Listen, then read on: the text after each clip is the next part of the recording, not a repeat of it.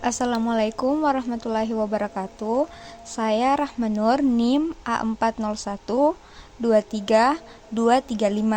Saya dari kelas F, Prodi PGSD FKIP Unpad.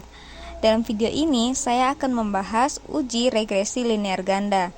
Nah, di sini saya akan menjelaskan konsep regresi linear ganda, bagaimana cara menyusun soal, dan langkah-langkah penyelesaiannya, serta penyimpulan hasil hipotesis. Nah, regresi linear ganda adalah model regresi yang digunakan untuk memprediksi nilai variabel terikat atau dependen berdasarkan dua atau lebih variabel bebas atau independen. Model ini mengasumsikan hubungan linear antara variabel-variabel tersebut. Nah, adapun konsep dasar regresi linear ganda, yang pertama variabel terikat atau dependen atau Y merupakan variabel yang nilainya ingin diprediksi atau dijelaskan.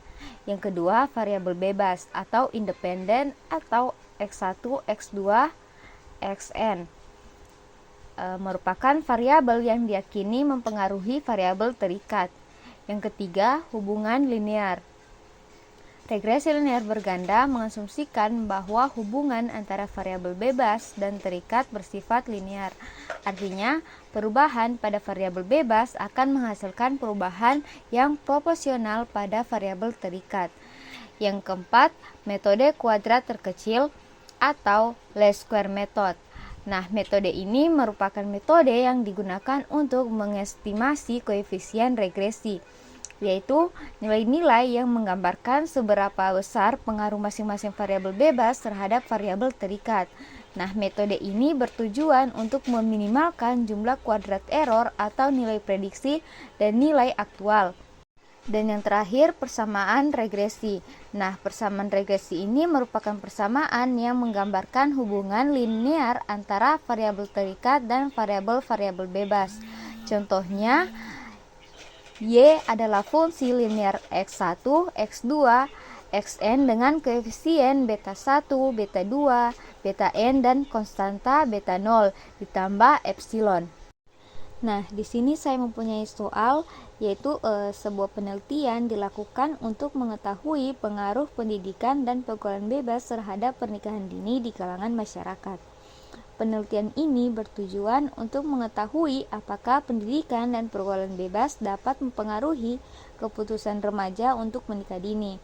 Nah, data penelitian ini diperoleh dari survei terhadap 10 responden yang terdiri dari variabel pendidikan atau X1, pergaulan bebas atau X2, dan pernikahan dini atau Y. Nah, di sini kita akan mencari apakah pendidikan dan pergaulan bebas secara bersama-sama mempengaruhi pernikahan dini. Berapa besar pengaruh pendidikan terhadap pernikahan dini dan berapa besar pengaruh pergaulan bebas terhadap pernikahan dini. Nah, di sini saya sudah mempunyai data yang sudah saya susun berdasarkan data penelitian yang sudah diperoleh, di mana pendidikan atau X1 mempunyai skala ordinal.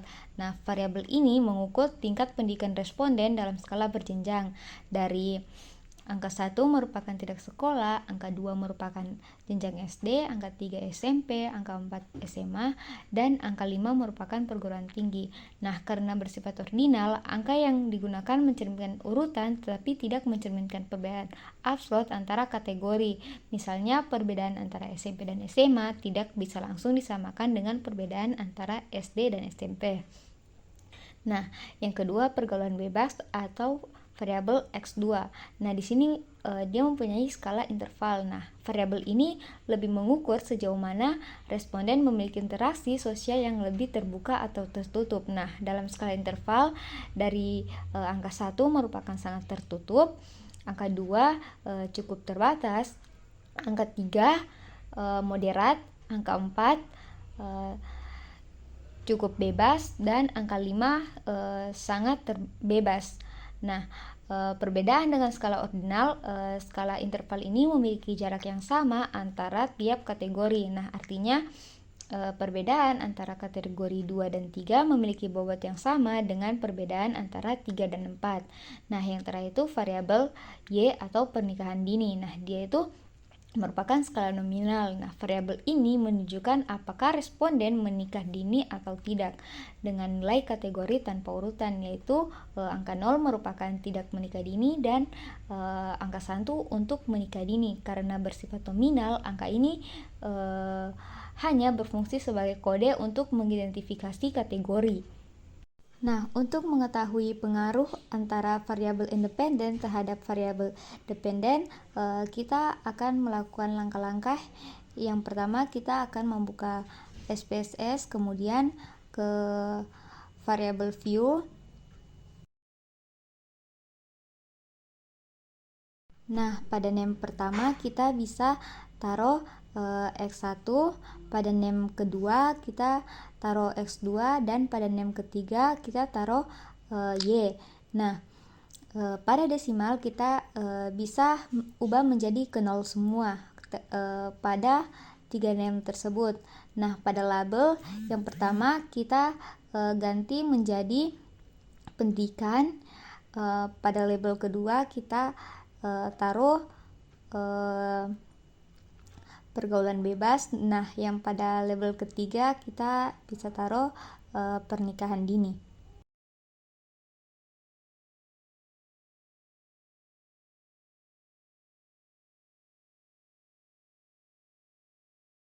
Nah, kemudian pada values bagian yang pertama itu kita dapat memasukkan kategori pendidikan berdasarkan kode, di mana value-nya kita masukkan angka 1, labelnya tidak sekolah, kemudian kita add begitu sampai kategori angka kelima, lalu kita tekan OK.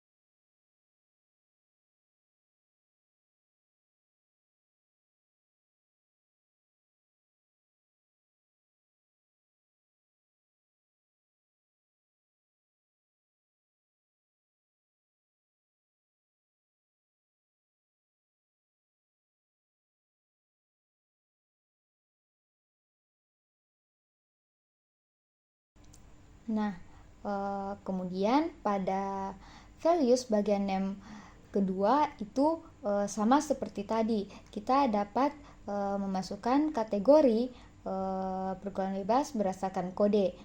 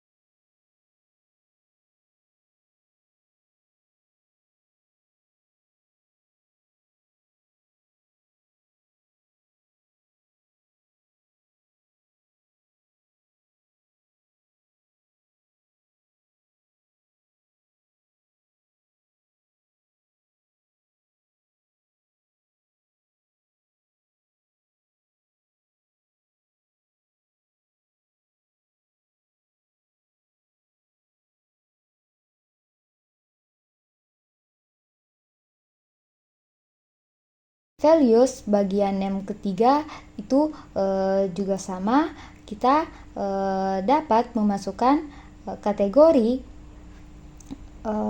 berdasarkan kode yang tadi.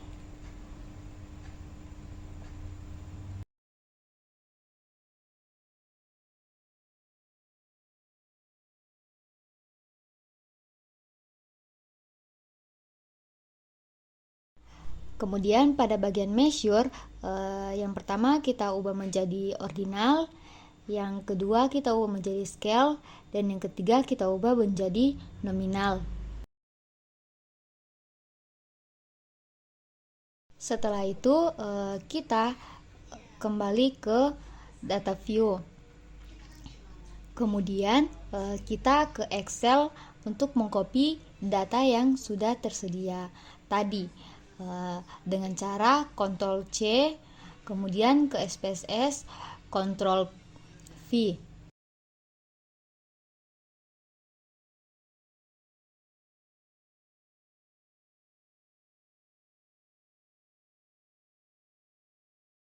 Nah, kemudian kita ke Analyze, lalu kita klik Regression, kemudian Linear. Nah, pada variabel Y atau pernikahan dini kita masukkan ke Dependent. Nah, sedangkan X1 dan X2 kita masukkan ke Independent.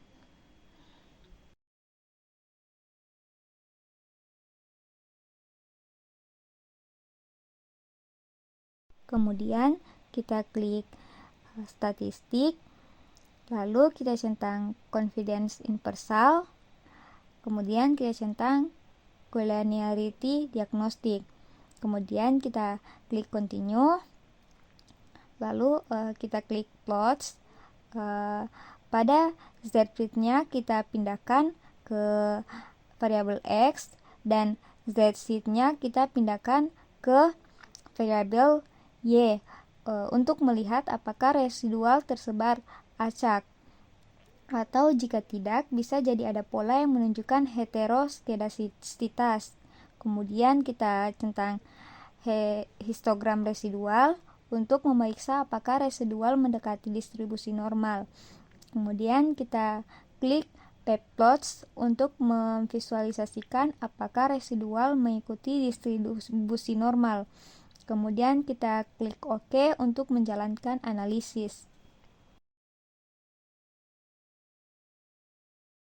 Nah, setelah kita tekan OK tadi, kemudian muncul hasil hipotesis yang telah kita uji tadi. Nah, untuk menentukan nilai signifikan model regresinya itu kita dapat melihat pada tabel ANOVA, di mana kita akan memperhatikan nilai signifikannya. Jika nilai signifikannya itu kurang dari 0,5, maka model regresinya itu signifikan. Artinya ada hubungan antara variabel independen atau X1 dan X2 dengan variabel dependen atau variabel Y. Nah, karena di sini nilai signifikannya itu 0,008 atau kurang dari 0,05, itu merupakan signifikan karena kurang dari 0,05. Nah, untuk menentukan signifikan masing-masing variabel, kita dapat lihat di tabel koefisien. Nah, kita akan mengecek nilai signifikannya untuk masing-masing variabel independen. Nah, jika signifikannya kurang dari 0,05, variabel independen tersebut berpengaruh signifikan terhadap Y. Nah, jika signifikannya itu besar dari 0,05, variabel independennya itu tidak berpengaruh signifikan terhadap Y. Nah, di sini nilai signifikan pada variabel pendidikan yaitu 0,392, di mana nilai signifikannya itu lebih besar dari 0,05. Nah, jadi variabel ini tidak berpengaruh signifikan terhadap variabel Y atau pernikahan dini. Nah, sedangkan pada pergaulan bebas nilai signifikannya itu 0,849, lebih besar dari 0,05, juga tidak berpengaruh signifikan terhadap Y. Nah, jadi penyimpulan dari hasil hipotesis tersebut yaitu Jika nilai signifikan kurang dari 0,05, maka hipotesis 0 itu atau HO ditolak dan hipotesis alternatif atau H1 diterima. Artinya ada pengaruh yang signifikan antara variabel independen terhadap variabel dependen. Nah, jika signifikannya lebih besar dari 0,05, hipotesis 0 atau HO tidak ditolak, menunjukkan bahwa variabel independen tidak memiliki pengaruh yang signifikan terhadap variabel dependen. Nah, untuk penafsiran koefisien regresi itu pada nilai B atau unstandardized coefficient menunjukkan besar perubahan pada variabel dependen atau variabel Y untuk setiap 1 unit perubahan pada variabel independen atau X1 dan X2. Nah, jika B positif, peningkatan nilai X akan meningkatkan probabilitas Y. Sedangkan jika B negatif, peningkatan nilai X justru menurun probabilitas Y. Nah, untuk nilai beta atau standardized coefficient menunjukkan seberapa besar kontribusi masing-masing variabel dalam model. Semakin besar nilai beta, semakin dominan pengaruh variabel tersebut. Nah, signifikan pada koefisien menentukan apakah masing-masing variabel independen berpengaruh signifikan terhadap variabel independen.